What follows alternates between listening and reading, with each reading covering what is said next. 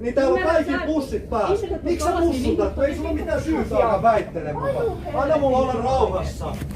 Vitu sarjalakin. Laita se pussi päähän nyt sitten. No, mutta täällä on valtaosa muslimeita, täällä on kaikilla pussit päässä naisilla. En mä halua, että naisia alistetaan. Muslimit alistaa naiset. Mä voit sanoa, se on ihan selkeä asia. Sharia-laki, lukekaa.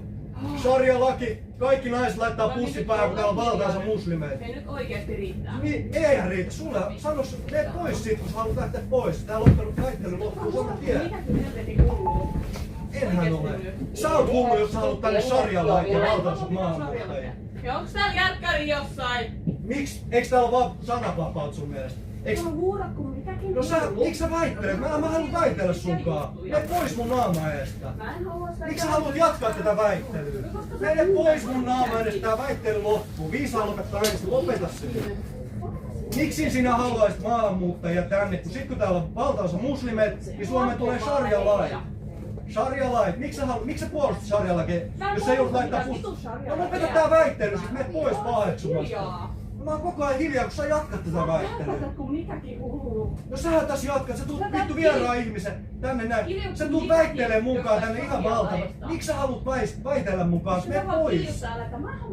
No kun sähän koko ajan jatkat tätä väittelyä. Pitäis mun myöntyä, että tää nainen haluaa jatkaa tätä väittelyä. Mun pitäis sanoa, ole sä ensin hiljaa. Mitä sä haet jotain roolia tää nyt, jos tulet tänne esittää jotain? Mä en haa mitään roolia, mä vaan jaksot tällaisia rasistisia paskoja. Niin elikkä se, että mä en halua sharia-lakeja Suomeen, se on rasismia. Se, että mä haluan säilyttää suomalaisen kulttuurin. No miksi sä haluat väitellä sit tästä aiheesta? Mä en haluakaan väitellä. Lopeta sit tää sä sanot mua rasistiksi, mutta en mä oo mikään rasisti, jos mä vastustan sharia-lakia. Sharia-laki... Mitä sä oikein sekoilet? Mene nyt pois mun naamaan.